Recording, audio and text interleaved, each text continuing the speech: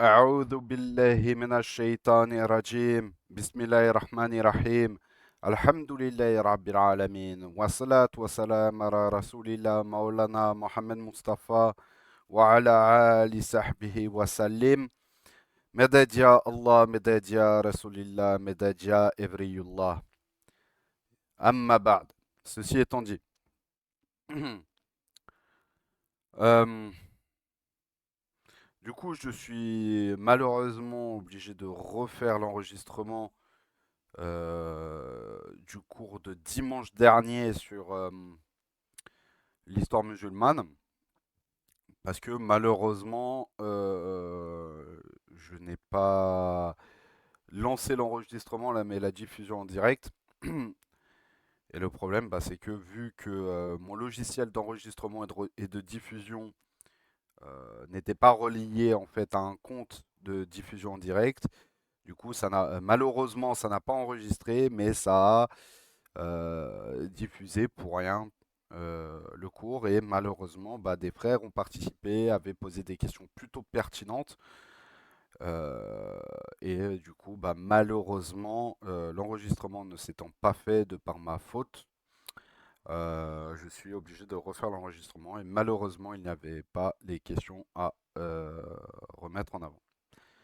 C'est les aléas, les aléas de donner des cours sur Internet et les aléas de ne pas toujours faire attention à comment on utilise nos logiciels. Donc, bismillah, commençons. Alors, on est sur la suite du califat de Sayyiduna Abu Bakr as-Siddiq, radiallahu anhu, et on est maintenant sur les guerres d'apostasie. Donc, très peu, très peu après la nomination d'Abu Bakr, radiallahu anhu, c'est-à-dire à la tête du khilafat, et le départ de la mère d'Oussama ibn Zayd, radiallahu anhu, qui déjà en fait euh, avait été nommé en fait à la tête d'une armée conquérante dans le Cham à la demande du prophète Mohammed alayhi salatu wassalam. Euh, Sayyiduna Abu Bakr Siddiq radiallahu anhu, en fait a tout simplement perpétué en fait la volonté du prophète Mohammed alayhi salatu wassalam. Alors, 2 petites secondes. Tout simplement perpétuer la volonté du prophète Mohammed alayhi salatu wassalam sur en fait justement le fait d'envoyer Oussama ibn Zayd comme chef militaire, émir de l'armée conquérante du Chem. Donc des délégations tribales se succédèrent à Médine pour négocier pour négocier les conditions de versement de la zaka, donc le troisième pilier de l'islam, affirmant que cette aumône n'était plus obligatoire maintenant que le prophète sallallahu alayhi wa sallam n'était plus.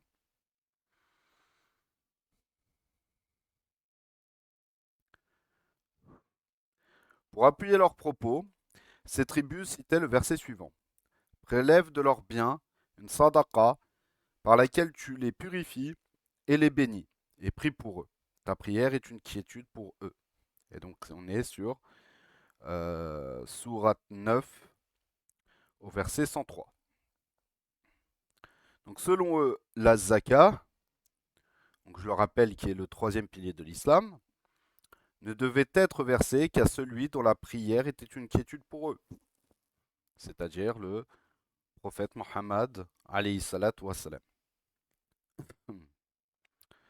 Ce mouvement prit de l'ampleur et Abu Bakr radiallahu anhu, consulta les compagnons, et notamment les compagnons qui avaient le plus de compétences dans les questions de fiqh, dans les questions de fiqh, de, euh,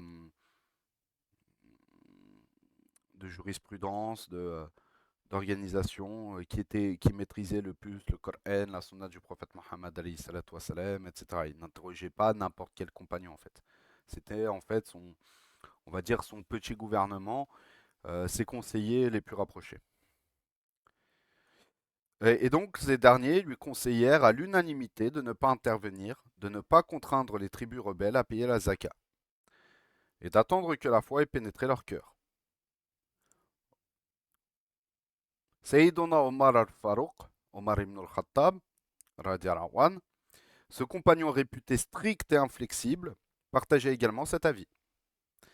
Il invita Abu Bakr, radiallahu anhu, à se montrer patient.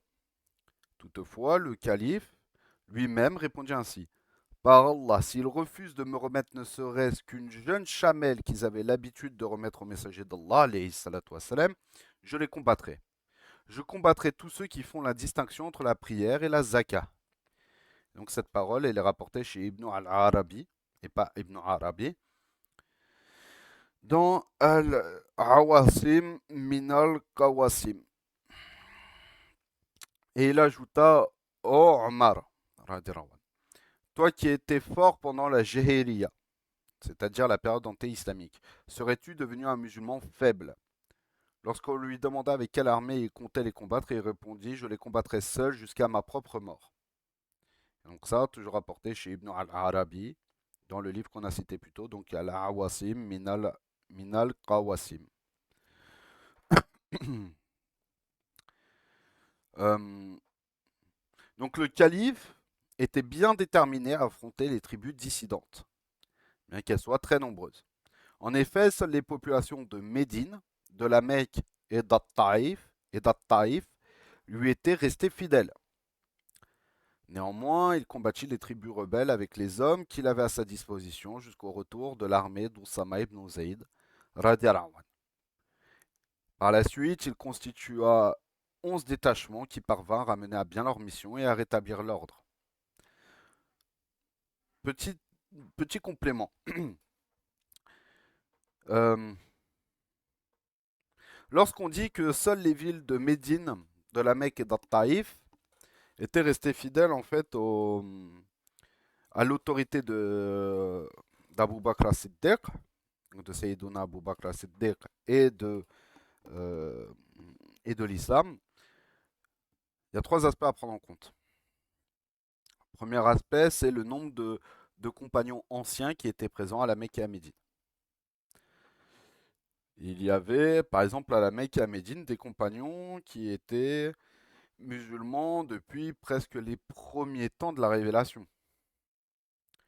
Parce que tout le monde n'a pas pu faire euh, son émigration, sa hijra vers Yathrib ou Médine. Certains restaient à la Mecque, soit parce qu'on les empêchait de partir, soit parce que ils avaient une certaine forme de liberté de mouvement à la Mecque, car ils appartenaient à des clans puissants que personne n'osait réellement attaquer. Que eux-mêmes étaient des personnes influentes dans leur clan et dont il ne valait mieux pas s'attaquer. Pourquoi? Parce que tout simplement, si on attaquait ces personnes-là, bien qu'elles soient musulmanes, cela reviendrait à s'opposer à tout un clan de Quraysh, tout un clan de la Mecque et cela aurait été complètement contre-productif pour les Qurayshis, bien sûr avant la conquête du prophète Mohammed alayhi salatu wassalam, de la Mecque. Et à Taïf, pourquoi? Parce que c'est une ville qui est assez près de la Mecque et dont l'invocation du prophète Mohammed alayhi salatu wassalam fut exaucée par la suite. On, on parlera plus en détail en temps voulu lorsqu'on abordera la question de la première tentative en fait de rencontre avec les gens de Taïf du prophète Mohammed alayhi salatu wassalam. On verra ça pendant la Sierra. Et Médine, beaucoup de Sahaba, que ce soit des Muhajiroun ou des Ansar, qui ont eu cette éducation prophétique depuis très longtemps, habitaient à Médine. Médine était la capitale de l'Empire islamique et c'est pour ça. Ce qu'il faut comprendre, il y a deux aspects à comprendre. Le premier aspect, c'est une question d'éducation religieuse et d'éducation spirituelle. C'est en ce sens on peut comprendre justement l'opposition de beaucoup de Sahaba à cette volonté guerrière d'Abu Bakr as-Siddiq de vouloir leur faire la guerre. Pourquoi? Parce que beaucoup de ces tribus étaient des tribus qui étaient récemment converties. De plus, quelque chose de tout à fait normal. Lorsque le nombre de partisans, on va faire un parallèle justement avec euh, certains chouyours éducateurs, certains chouyours dans le tasawwuf, où lorsque le shir est shir depuis peu de temps, et que la tariqa a été, entre guillemets, a été fondée il y a peu de temps. Je parle d'une tariqa avec un shir spécifique. Il est complètement possible et complètement normal que le shir, euh, que le shir, en fait, ait une proximité au niveau de l'éducation spirituelle de ces derviches, de ces mourides, beaucoup plus proche qu'après une tariqa où on compte déjà plusieurs milliers, voire plusieurs centaines de milliers, voire des millions en fait de derviches. Forcément, là, l'éducation, le temps passé avec les derviches, il est beaucoup plus restreint, beaucoup plus difficile à faire. C'est-à-dire qu'on va plutôt envoyer des muqaddem, donc des responsables, des intermédiaires entre euh, les derviches et le shir. C'était la même chose justement avec ces tribus arabes récemment converties qui n'ont pas forcément eu la chance de pouvoir avoir le rapprochement et l'éducation spirituelle, théologique du prophète Mohammed alayhi salatu wassalam, directement. Et c'est pour ça qu'ils ont eu ces réactions-là, pensant que la zakat était uniquement obligatoire du vivant du prophète Mohammed alayhi salatu wassalam, et pas qu'elle se perpétuerait après euh, astaghfirullah ya Rabbi, la mort du prophète Mohammed alayhi salatu wassalam. C'est pour ça que beaucoup de compagnons ont réagi en disant non, il faut les éduquer, il faut les rééduquer, leur apprendre correctement la religion et ne pas les combattre directement. Euh, la réaction de Abu Bakr est aussi compréhensible. Pourquoi? Parce que lui, il hérite d'un État. D'accord? Il hérite d'un État basé sur des règles et des normes religieuses, avec des fondements. Et ce qu'il faut comprendre, c'est que si, entre guillemets, on pardonne à ces tribus-là qui veulent faire d'une certaine manière scission avec les lois de l'État, qui veulent s'opposer aux lois et aux normes d'organisation de l'État. Si on leur permet pour eux, on leur permettra derrière pour n'importe quelle personne qui est sous la juridiction, sous l'autorité de cet État. Ce qui fait que cela créera un État qui est instable, un État qui sera difficilement gérable. C'est en ce sens où aussi, euh, j'ai envie de dire d'une certaine manière que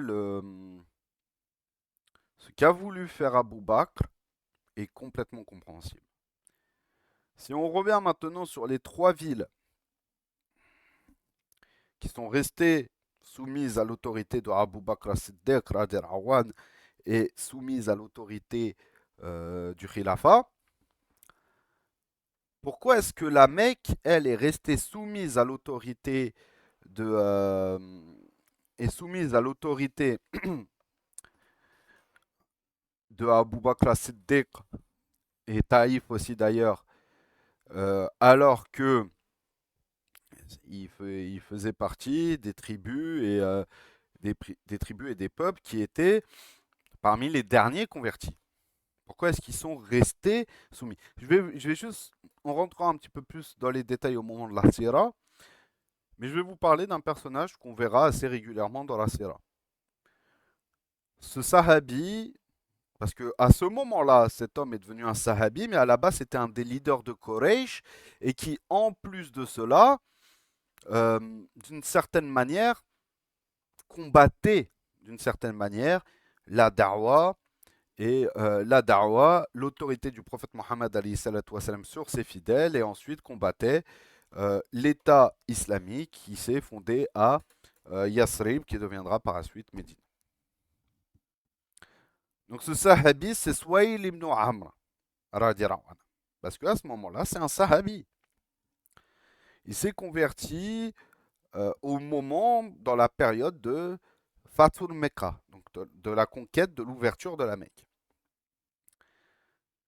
Or, comme j'ai essayé de vous le dire sans trop rentrer dans les détails, parce qu'on verra ça plus en détail lorsqu'on abordera la question de la Sira, mais ça fait très longtemps qu'il est en contact indirect avec les musulmans, qui connaît le prophète Mohammed, qui connaît la portée de son discours, etc.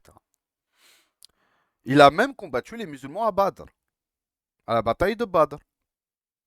Et il est même, euh, il s'est même fait, il a même été fait prisonnier au moment de la bataille de Badr.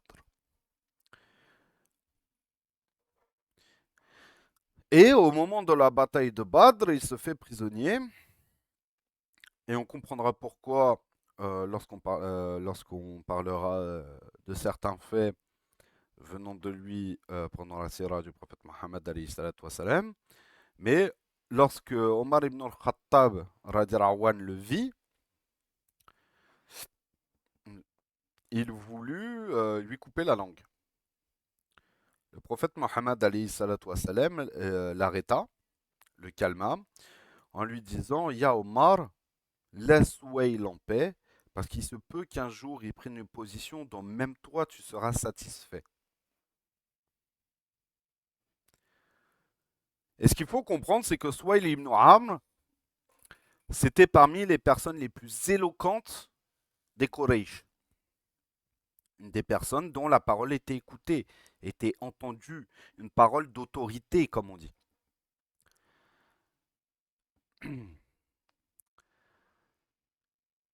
Ce qui fait que Suwail ibn Amr, radiallahu anhu,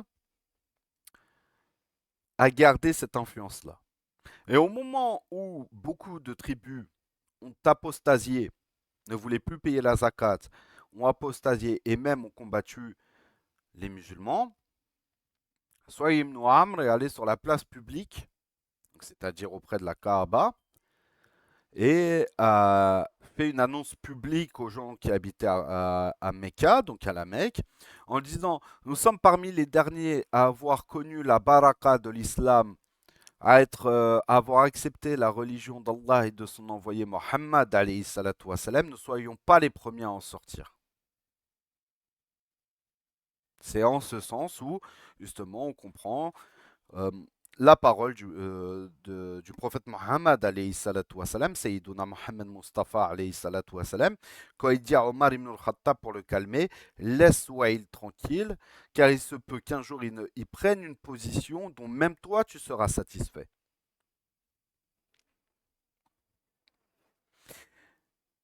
Et vu que c'est une personne qui a toujours été considérée comme une personne d'autorité, une personne influente, dont la parole était entendue, respectée et écoutée à la Mecque, cette sortie publique a permis d'éviter justement que les musulmans de Quraysh, les Qurayshis, nouveaux musulmans, ne rentrent justement en opposition avec les Qurayshis muhajirin qui sont installés à Yasrib et l'État musulman,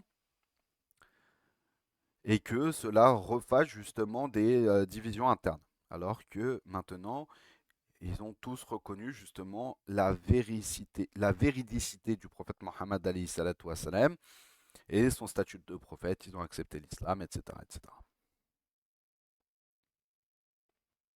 Continuons.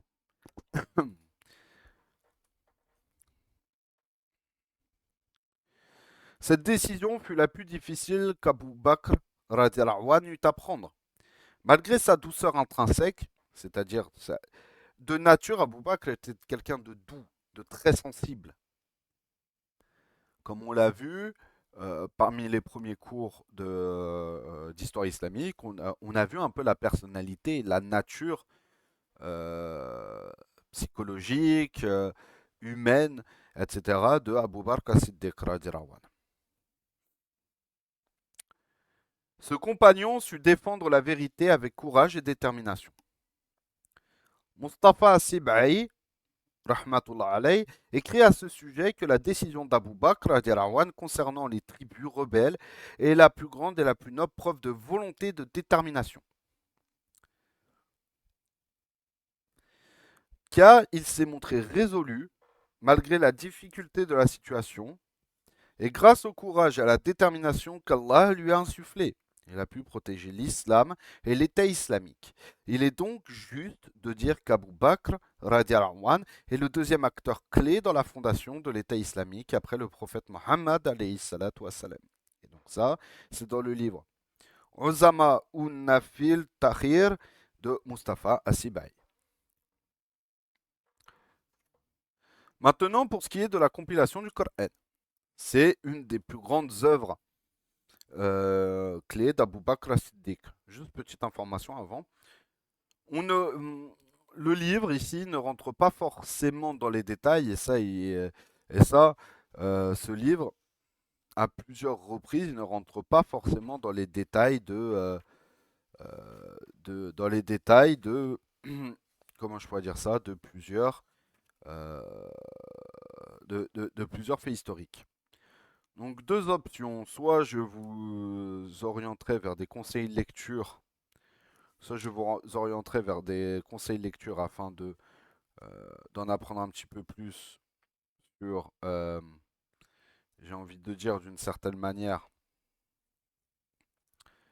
sur cette période où je vous ferai des fiches annexes là pour ce qui est des guerres d'apostasie. Je vous préparerai une annexe de cours sur les guerres d'apostasie qui prendra le temps qu'il prendra mais à préparer, mais je vous préparerai une annexe de cours afin de développer les questions des guerres d'apostasie, les différents acteurs, les différentes batailles, etc. etc. Voilà, continuons.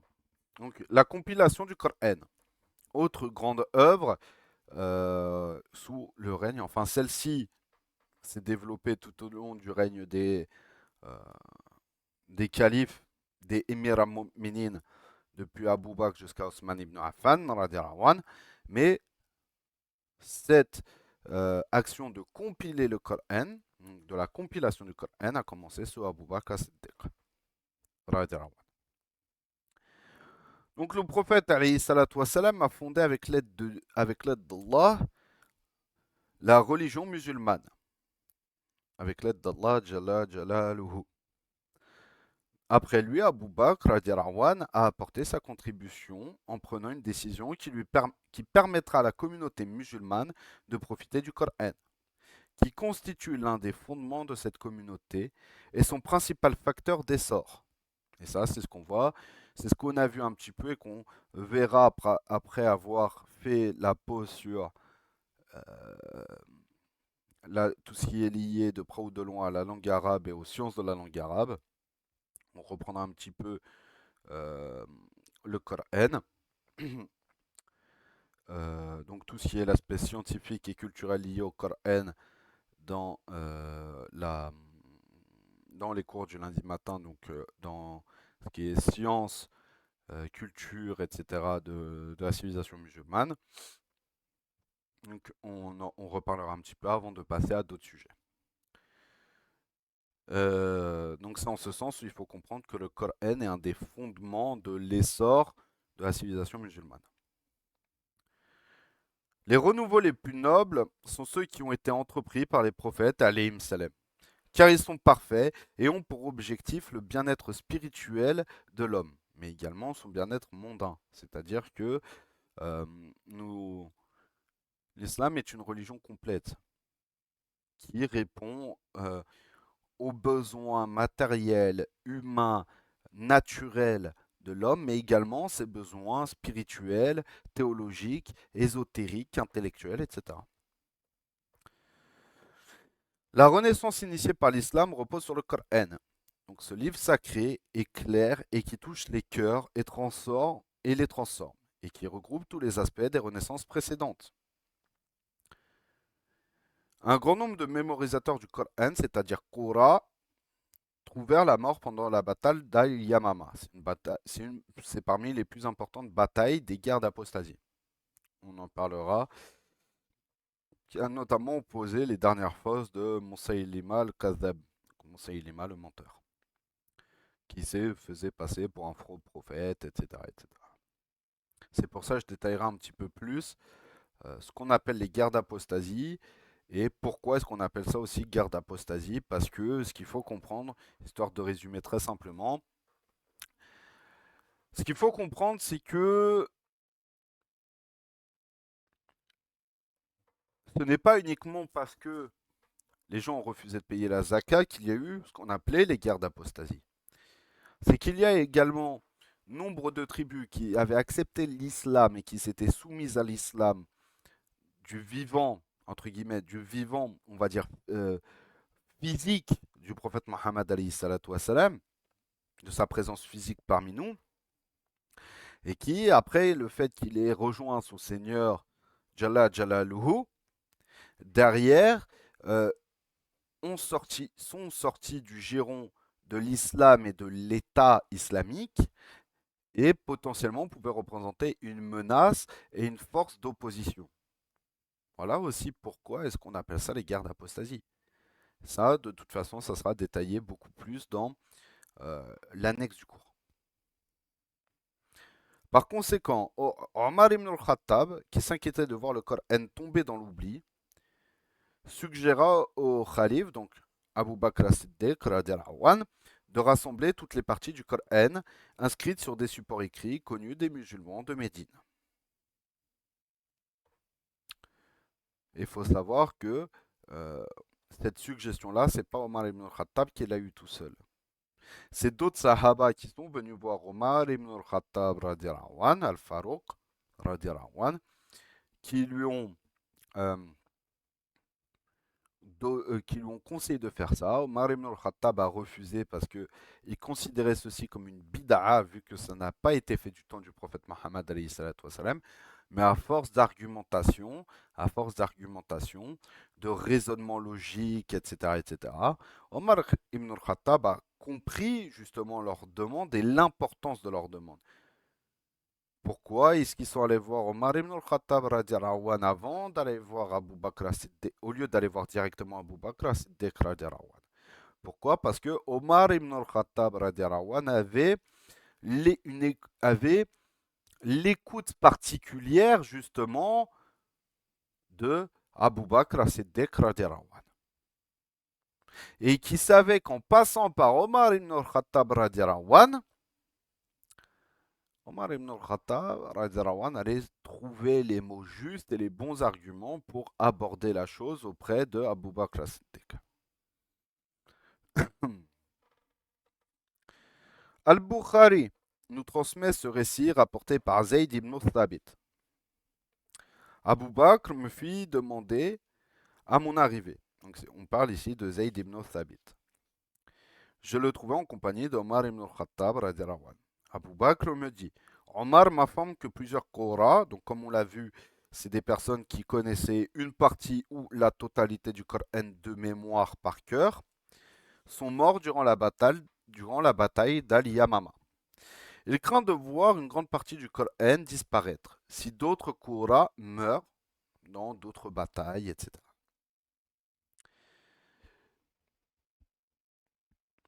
Selon lui, je devrais ordonner que soient rassemblées les différentes parties du Coran. Je lui répondis, comment pourrais-je accomplir une chose que le prophète, alayhi salatu wassalam, n'a pas faite, comme on l'a vu au préalable. Zayd ibn Sabit a considéré ça comme étant une bid'a, une innovation, et était stressé de faire justement quelque chose qui va au-delà de ce que demande le prophète Mohammed alayhi salatu wassalam. Donc Omar Adirawan protesta. Par Allah, c'est une bonne chose. Omar ne cessa de me conseiller jusqu'à ce que Dieu me guide et que je partage son avis. Ce qu'il faut comprendre, c'est que Zayd ibn Thabit, tout comme Abu Bakr Siddiq, tout comme Omar ibn al-Khattab al-Farouq au préalable, n'étaient pas convaincus de la bonne, des bienfaits de cette chose-là. Étant plus stressés dans le fait d'innover, de peur que le prophète Mohammed, de peur de faire quelque chose que n'a jamais demandé de faire le prophète Mohammed, et du coup, de, comment je pourrais dire ça, et du coup, d'une certaine manière, de se retrouver en porte-à-faux vis-à-vis d'Allah Jalaluhu, du coup, ils n'ont préféré pas. Du coup, il a fallu négocier, expliquer de manière rationnelle, avec une certaine forme de mantiq, de raisonnement logique, expliquer les bienfaits justement de cette pratique-là.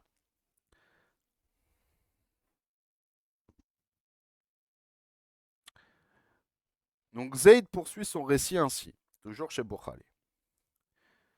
Abu Bakr me dit: Tu es jeune et sage, et tu faisais partie des scribes du prophète Mohammed alayhi salatu wassalam, pendant les révélations des versets. C'est-à-dire que Zayd ibn Sabit, très souvent, était appelé lorsque le prophète Mohammed alayhi salatu wassalam avait une nouvelle révélation, pour pouvoir l'écrire, parce qu'il faisait partie des rares compagnons à savoir lire et écrire.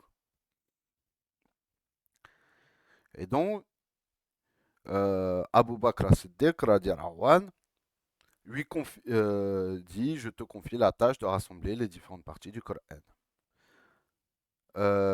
Et Zayd ibn Thabit répondait ainsi: Par Allah, déplacer une montagne me semblait plus facile que d'accomplir la tâche qui venait de m'être confiée. Donc j'interrogeais le calife, donc Abu Bakr as-Siddiq radiallahu anhu, comment ferions-nous une chose que même le prophète alayhi salatu wassalam n'a pas faite? Et celui-ci de me répondre comme le fit Omar, et parvint à me convaincre du bien fondé de cette entreprise. Je m'attelai donc à cette tâche, et je rassemblai les différentes parties du Coran, transcrites sur des feuilles de palmier, des pierres plates, des omoplates de chameau, ainsi que les passages mémorisés par d'autres sahaba. Ce qu'il faut savoir, c'est que beaucoup de sahaba qui connaissaient par cœur le Coran, et notamment aussi Zayd ibn Thabit, savaient à quel verset ou l'ordre d'organisation du Coran. Donc, le Coran commence par Surat al-Fatiha, finit par Surat al-Nas, connaît l'ordre de disposition des versets du Coran, du premier au dernier verset de chaque surah, etc., etc. Et c'est comme ça que le Coran que l'on a aujourd'hui a été perpétué jusqu'à aujourd'hui, avec les 10 lectures, etc. Mais ça, c'est encore autre chose.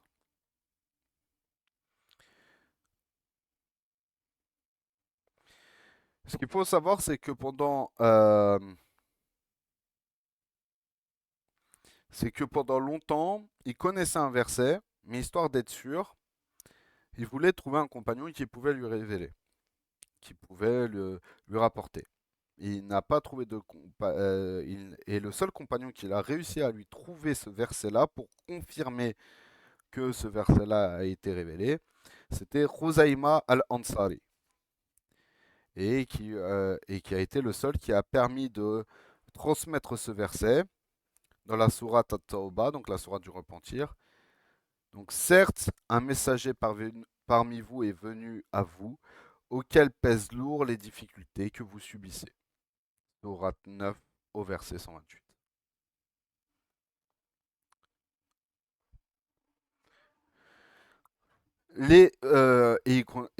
Toujours Zayd ibn Thabit continue ainsi. Les feuillets du Coran furent confiés à Abu Bakr as-Siddiq jusqu'à sa mort, radiallahu anhu, puis transmis à Omar ibn al-Khattab. Et à la mort de Omar ibn al-Khattab al-Farouq, radiallahu anhu, les feuillets furent transmis et conservés par sa fille Hafsa. Et donc ce récit est rapporté chez Bukhari.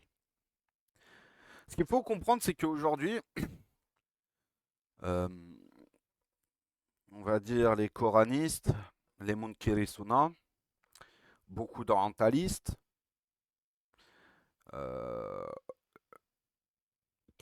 en fait, qui veulent critiquer la Sunna, critiquer aussi d'une certaine manière euh, la véridicité d'une partie des sources de l'islam et même des fois certains du Coran lui-même.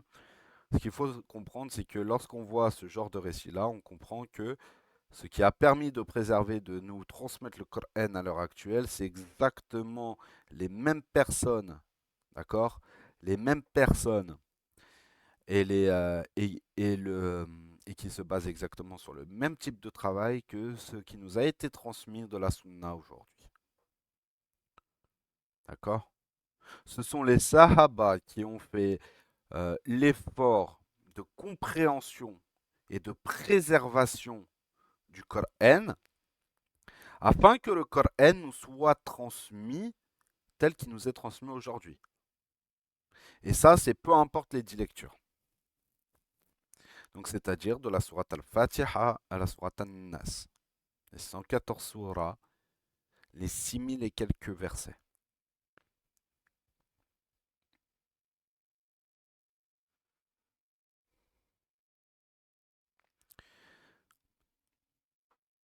Pourquoi? Parce que si le prophète Mohammed, si lorsque Jibril alayhi salam révélait au prophète Mohammed alayhi salam tel ou tel verset, la révélation s'est faite sur 23 ans, il lui révéla également à quelle sourate appartenait tel verset et sa disposition dans la sourate.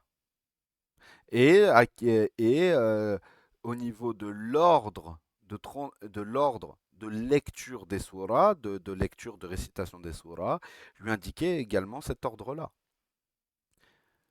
Or ça, s'il n'y avait pas justement de compagnons qui connaissaient le Coran par cœur, qui connaissaient sa disposition, certains même qui écrivaient la révélation, personne n'aurait pu aujourd'hui euh, avoir le Coran tel qu'il est établi aujourd'hui. Maintenant, c'est qu'une question de un d'honnêteté intellectuelle et historique, et second point aussi de capacité cognitive, tout simplement.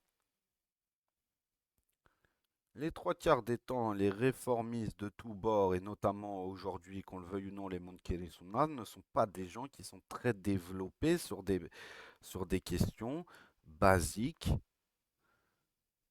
de science, les questions historiques, les questions de mantiq, donc de raisonnement logique.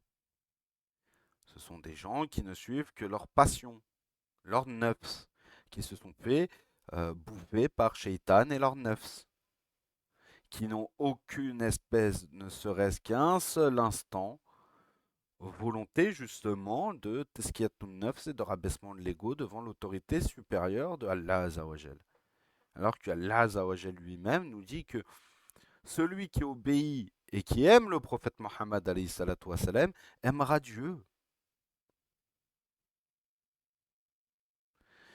Plus si on prend en compte les lectures ésotériques, les lectures plus spirituelles des versets, nous pouvons aussi avoir des lectures spirituelles et un peu ésotériques des versets qui nous amènent à dire que si tu veux te rapprocher d'Allah, rapproche-toi et suis le prophète Mohammed alayhi salatu wassalam. Si tu aimes le prophète Mohammed alayhi salatu wassalam, tu aimes Allah. Si tu suis les pas du prophète Mohammed alayhi salatu wassalam sur tous les aspects, tu seras sur le chemin d'Allah Azzawajal, etc., etc., etc. Après, je n'ai pas forcément les compétences en hérésiologie. J'aimerais bien, justement, parce que là, je pense lorsqu'on aura fini le cours sur l'orientalisme, il nous restera quelques séances, mais on aura vite fait le tour en fait de l'orientalisme. Euh, Après, je pense faire entre guillemets, de l'hérésiologie, mais sans rentrer en détail dans les questions de croyance, sans rentrer en détail dans les questions entre guillemets, de Aqidah, comme on dit. Mais faire j'ai envie de dire,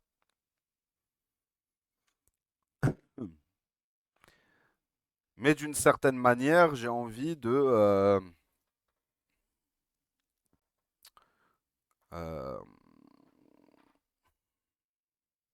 en fait, de parler justement, historiquement parlant, de l'apparition, un petit peu de la mentalité et de la théologie chez certains, chez des groupes justement hérétiques, hétérodoxes de l'islam. On ne parlera pas de la wahhabiyya dans ces cours-là, on détaillera ça peut-être, enfin quoique si ça pourrait être intéressant.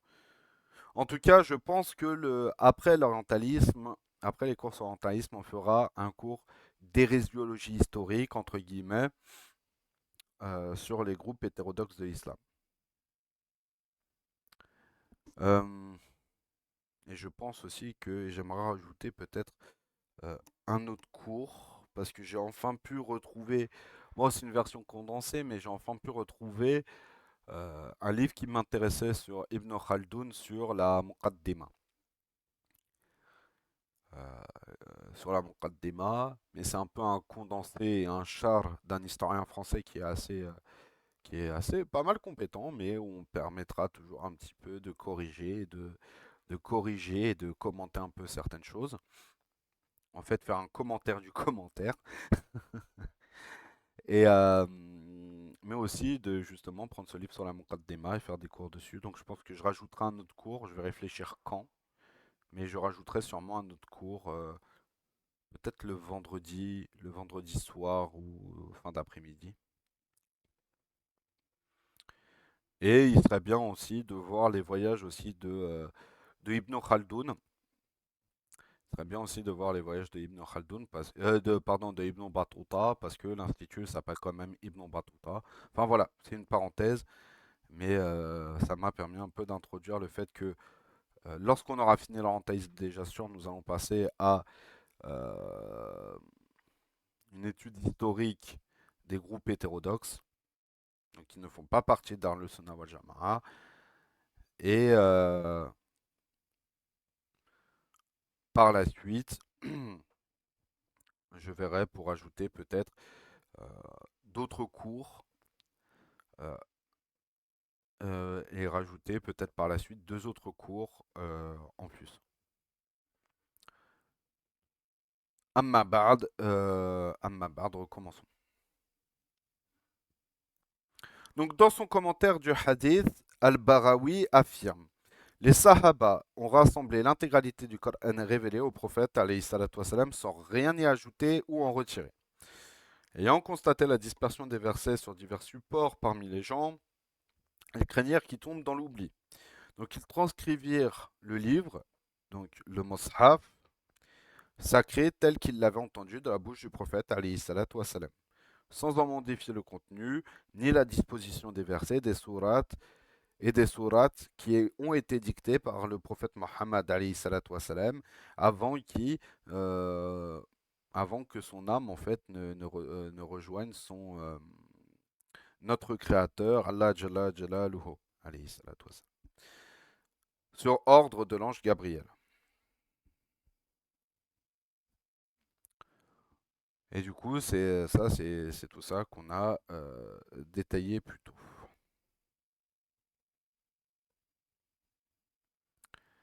Euh,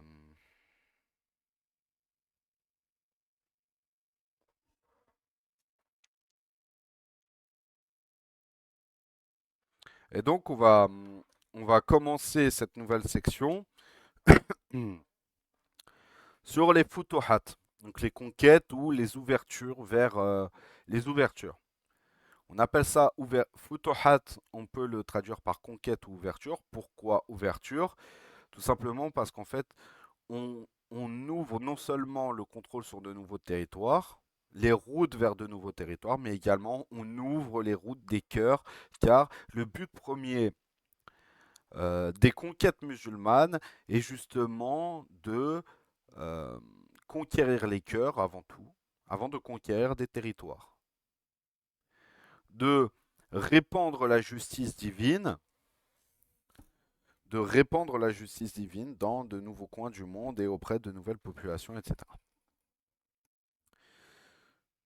C'est pour ça que d'une certaine manière, il ne faut pas avoir honte, en fait, justement, d'une certaine manière, il ne faut pas avoir honte de parler de Futuhat, de conquête. Ce n'est pas un problème en soi.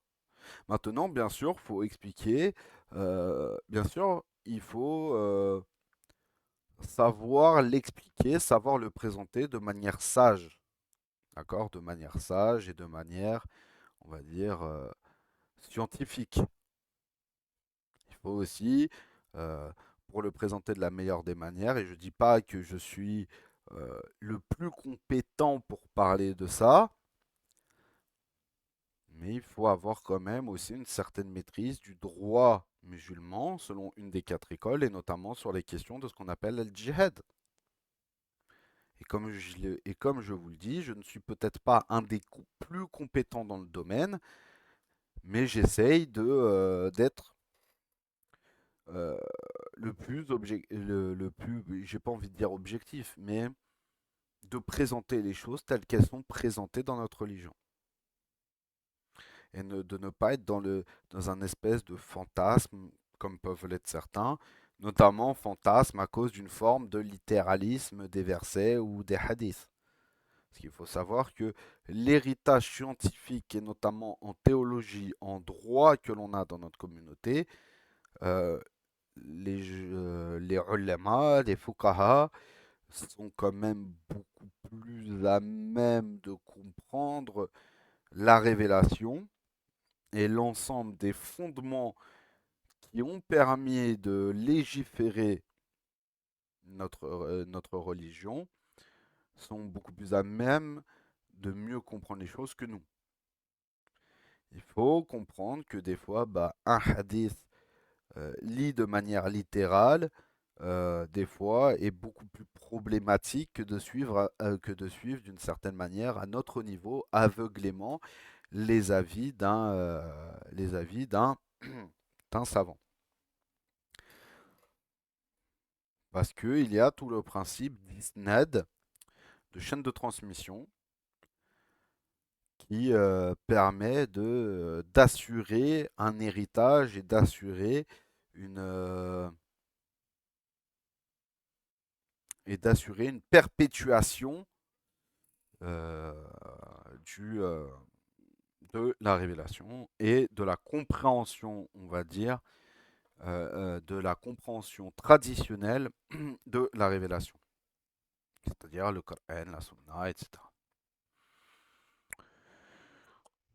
Donc reprenons. Donc, il est, dernière petite parenthèse, il est fort possible que par moment, à partir justement des premières futuhat qui ont été lancées à partir de Abu Bakr as-Siddiq, qu'il est fort possible que par moment on aborde certaines questions d'un point de vue du droit au niveau politique, de gestion d'un État ou au niveau du droit de la guerre, entre guillemets, en islam, et que bah, des choses peuvent paraître compliquées à comprendre, compliquées à assimiler pour nous aujourd'hui, c'est-à-dire à nous, musulmans issus d'une diaspora habitant en Occident au XVe siècle de l'Hégire ou au XXIe siècle du calendrier grégorien, donc du calendrier chrétien. Il est possible que certaines choses soient dures à comprendre, dures à admettre, mais on est dans un cadre de droit, on est dans un cadre civilisationnel. Il faut mettre de côté le fantasme, des fois théologique qu'on peut avoir. Là, on est des fois, on va aborder des questions qui sont purement en fait à prendre d'un point de vue pragmatique au niveau du droit. C'est des fois, bah, comme on dit, la loi est dure, mais c'est la loi. C'est comme ça. Reprenons. Donc, Abu Bakr radiallahu anhu, et les compagnons connaissaient parfaitement le verset et son sens, donc c'est-à-dire le verset suivant. Ô vous qui croyez, combattez ceux des mécréants qui sont près de vous et qu'ils trouvent de la dureté en vous. Et sachez que Dieu est avec les pieux. Donc, sourate 9 au verset 123. Donc quand on dit que eux euh, connaissez parfaitement le verset suivant, c'est notamment dans son champ d'application et ce qui revers de l'aspect spirituel.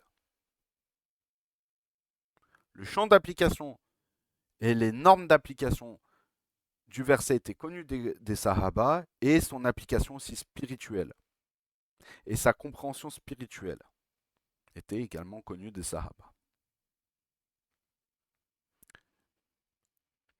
Et donc ça, c'est le verset de la sourate At-Tawbah, donc la sourate 9 au verset 123.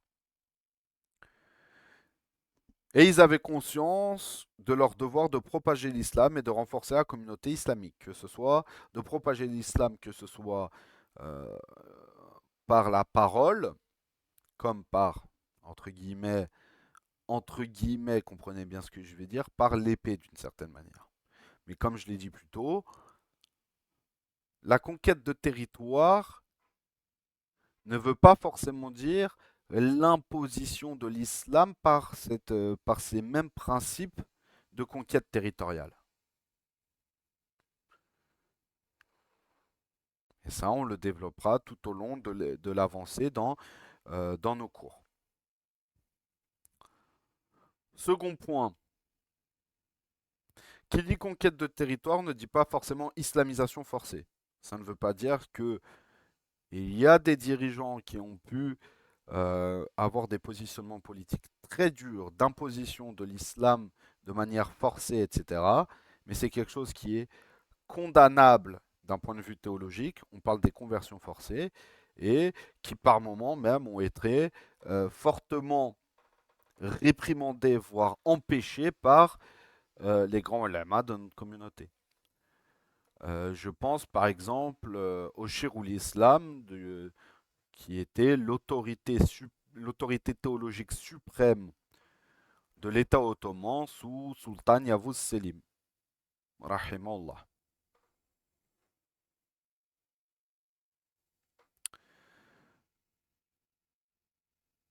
Et ce qu'il faut comprendre, c'est que même si euh, le sens approché dit combattez ceux des mécréants qui sont près de vous et qu'ils trouvent de la dureté en vous, sachez que Dieu est avec les pieux. Ce qu'il faut comprendre, c'est que ce verset est à prendre en fait exactement de la même manière en parallèle que le verset, si je me souviens bien, 191 de la sourate Al-Baqarah, donc de 191 ou 192, où les deux à prendre d'affilée, de la sourate 2, donc la sourate Al-Baqarah, la vache.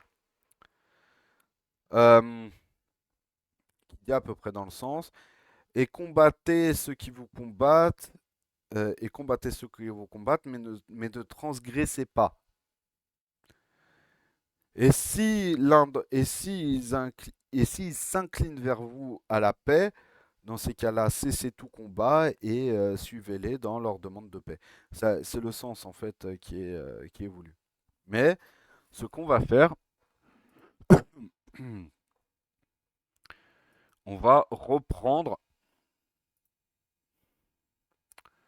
reprendre on va reprendre euh, le verset. Donc c'est 191. Je me souviens, c'est 191, 192. Là, on y est bientôt. Voilà. Et tuez-les où que vous les rencontriez, chassez-les d'où ils vous ont chassé. L'association est plus grave que le meurtre. Mais ne combattez pas près de la mosquée sacrée avant qu'ils ne vous y aient combattu. Si vous combattez, tuez-les donc, telle est la rétribution des mécréants. S'ils cessent, Allah est certes pardonneur et miséricordieux. Et combattez jusqu'à ce qu'il n'y ait plus d'association et que la religion soit entièrement à Allah seul. S'ils cessent donc, plus d'hostilité sauf pour les injustes.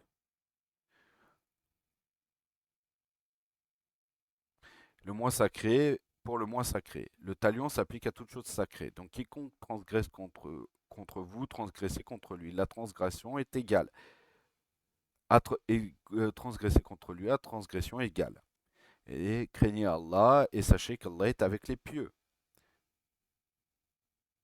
Qu'Allah aime les biens. Et voilà. Euh, Et là, après, on est en dehors du champ d'application. Mais en gros, ce qui est voulu, c'est ça. Ce qui est voulu, c'est ça. C'est que ce soit par défense ou par conquête, si on parle de djihad armé, on part du principe que on parle du djihad armé, que ce soit pour la défense, pour répondre à une agression ou par attaque, par conquête, il ne faut pas transgresser, il ne faut pas aller au-delà de ce qui nous est permis religieusement parlant, que ce soit dans la défense ou l'attaque. Dans la défense, on ne va pas au-delà de ce qui est permis par la loi du talion, par exemple. Et si les adversaires, les ennemis en face, les ennemis, les mécréants en face, qui combattent, demandent un traité de paix, un accord de paix, et demandent pardon pour les agressions, ou acceptent l'autorité de l'islam et l'autorité entre guillemets conquérante de l'islam, dans ces cas-là, Dieu est pardonneur et miséricordieux. Donc nous n'avons pas à exagérer, à aller au-delà de ce que Dieu nous a permis de faire. Exemple tout bête, lorsque, au niveau du droit islamique, lorsqu'il y a euh, ce qu'on pourrait appeler euh, si on va dans ce qu'on pourrait appeler euh, un siège. Le siège d'une ville, le siège d'un château, etc. Le commandant, l'émir de l'armée, laisse toujours trois options. La première, ça se passe de trois manières différentes. La première, l'émir, le chef de l'armée ou le sultan, etc., est dans l'obligation de proposer la reddition avant de commencer la bataille. De proposer la reddition de la ville, que la ville rentre sous l'autorité musulmane.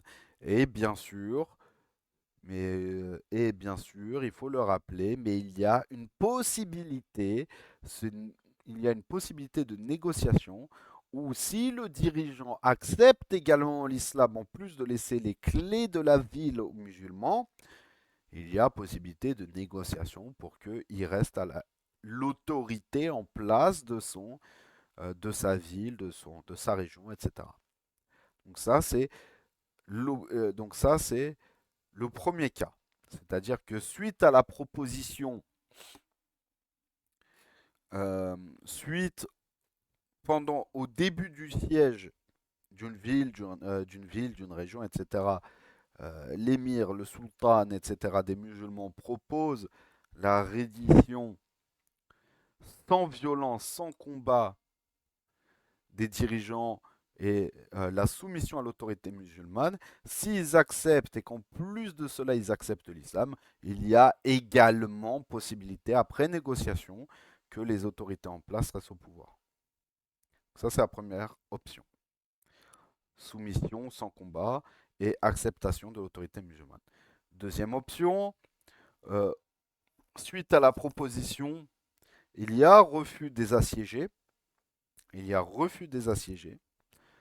Début de combat. Si pendant le combat, les assiégés euh, de- demandent la cessation des combats et demandent la paix de leur propre chef à eux, les combats cessent, il y a transmission de pouvoir et si, toujours comme dans la première option, si il y a acceptation également de l'islam des dirigeants et en gros que les dirigeants se convertissent à l'islam, acceptent l'autorité de l'islam, il y a possibilité, toujours une fois, de négociation pour qu'ils conservent leur pouvoir qui était établi avant que l'islam ne prenne contrôle de leur région.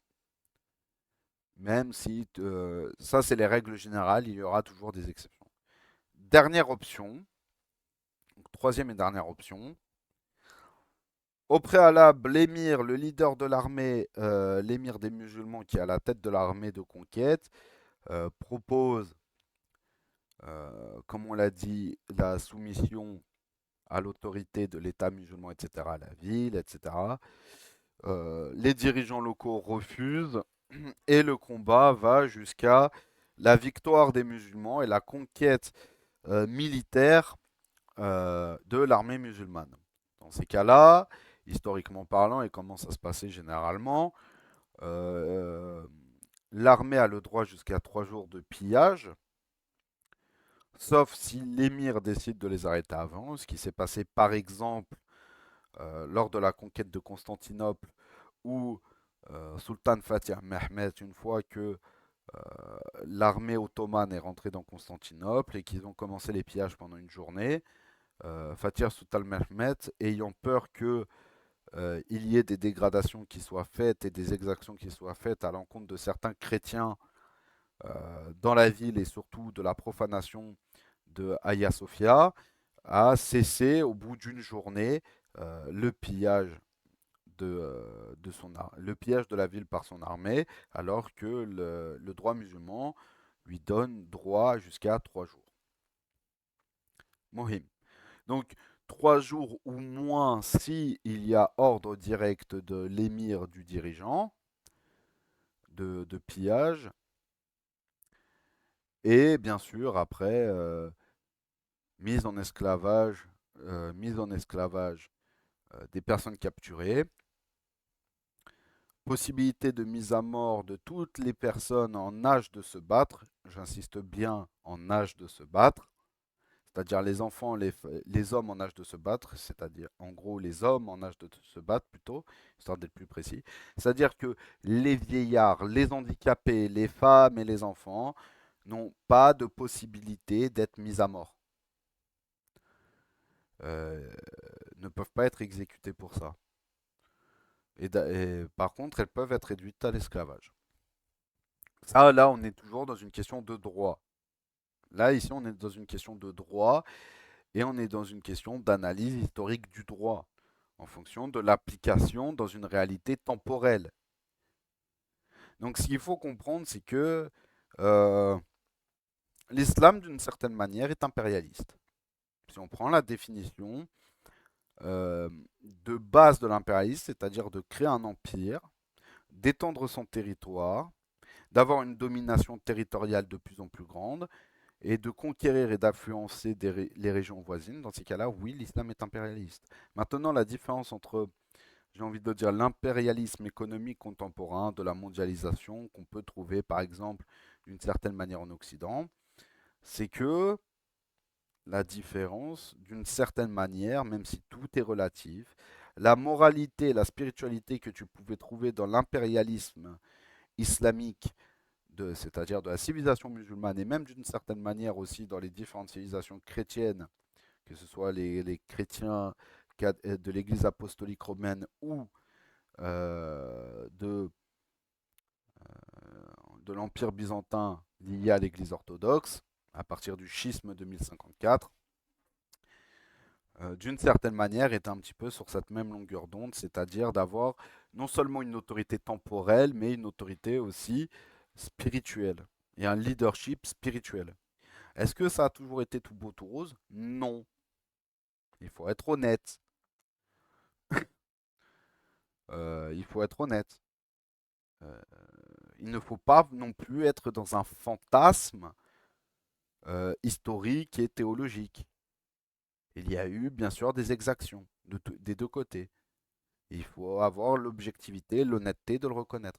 Maintenant, est-ce que justement ces injustices étaient généralisées? Est-ce que ces injustices étaient généralisées? Est-ce que ces injustices étaient intrinsèquement liées à la religion, aux faits religieux, etc.? Bien sûr que non, bien au contraire. Exemple tout bête, lorsqu'il y a eu la conquête de l'Anatolie par les Seljoukides et après que les différents petits beylika, petits sultanats turco-musulmans se sont implantés en Anatolie, il faut savoir que pendant très longtemps, les dirigeants et les responsables de territoires, etc., étaient certes musulmans, mais beaucoup de leurs sujets, entre guillemets, étaient chrétiens.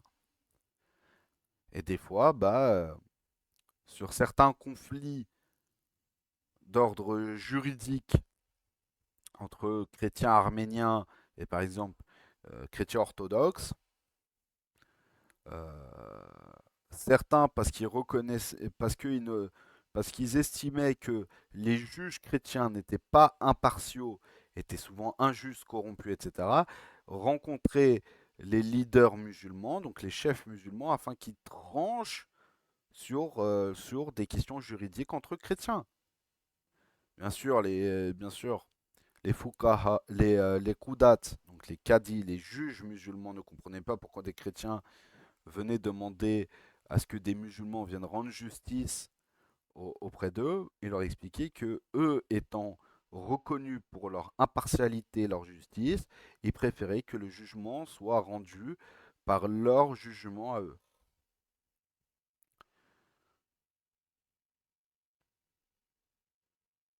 Ce qu'il faut comprendre, c'est que à partir de maintenant, on commence à rentrer, j'ai envie de dire, dans ce qui va poser les bases à la fois de l'extension bien sûr territoriale,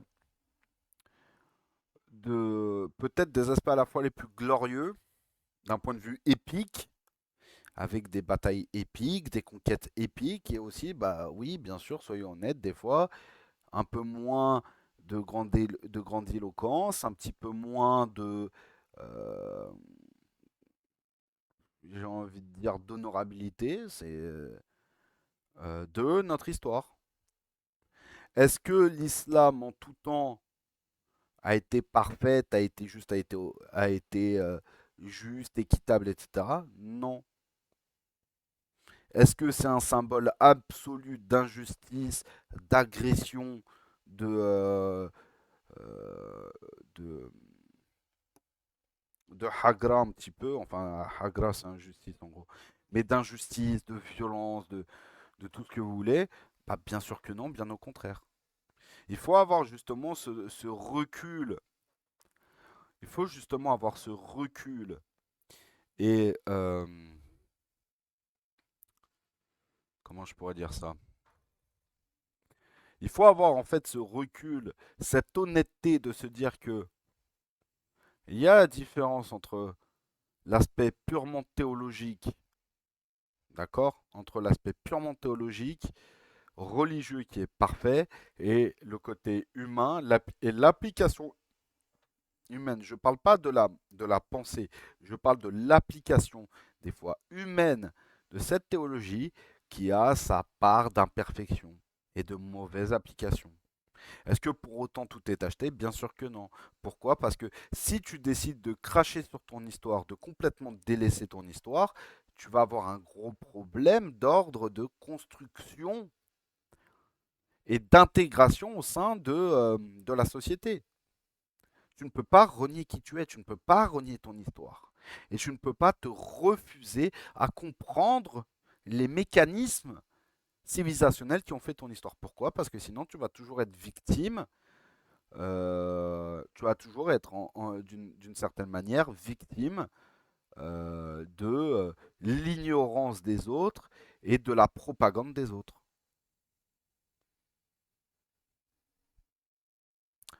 Finissons avec ça et on va s'arrêter là. Donc ils connaissaient mieux le verset qu'on vient de citer et avaient conscience de leur devoir de propager l'islam et de renforcer la communauté islamique. Pour cela, il est nécessaire de contrer les deux puissances mondiales et voisines de l'époque, à savoir les empires byzantins dans le Chem et perses du côté de l'Irak, et après l'Asie centrale, etc. Donc à partir de dimanche, on va justement, Inch'Allah Ta'ala, commencer à voir les premières futuhat qui poseront les bases justement euh, des futures conquêtes des différentes dynasties et des différents royaumes à travers l'histoire islamique dans nos cours du dimanche. Pardonnez-moi encore pour avoir pas assuré au niveau de l'enregistrement, parce qu'en plus les frères qui étaient présents dimanche dernier avaient posé des questions qui étaient vraiment intéressantes. Malheureusement, vu que j'ai fait l'erreur d'avoir foiré l'enregistrement, les questions n'ont pas pu être transmises. Je pourrais pas, et je me souviens plus du tout des questions. Donc pardonnez-moi de ça. J'essaye de vous travailler doucement l'annexe de cours sur les guerres d'apostasie. J'essaie de vous rendre ça au plus vite. En tout cas, ça, si tout va bien, si tout va bien, etc. Je peux vous les rendre peut-être dimanche, mais attendez-vous plutôt à dans la semaine prochaine, si tout va bien, Inch'Allah. Bien sûr, je vous promets rien. Et on se retrouve là, vu que j'enregistre jeudi dans l'après-midi, là on est jeudi après-midi, je viens de finir l'enregistrement. Du coup, on se retrouve tout à l'heure pour le cours de Sira, sur le cours de Sira du prophète Mohammed Mustafa alayhi salatu wassalam. سبحانك اللهم وبحمدك أشهد أن لا إله إلا أنت أستغفر الله وأتوب إليك بسم الله الرحمن الرحيم والعصر إن الإنسان لفي خسر إلا الذين آمنوا وعملوا الصالحات وتواصوا بالحق وتواصوا بالصبر اللهم صل على سيدنا محمد عدد ما في علم الله صلاة دائمة بدوام ملك الله سبحان ربك بعزة ما يصفون وسلام على المرسلين والحمد لله رب العالمين الفاتحة.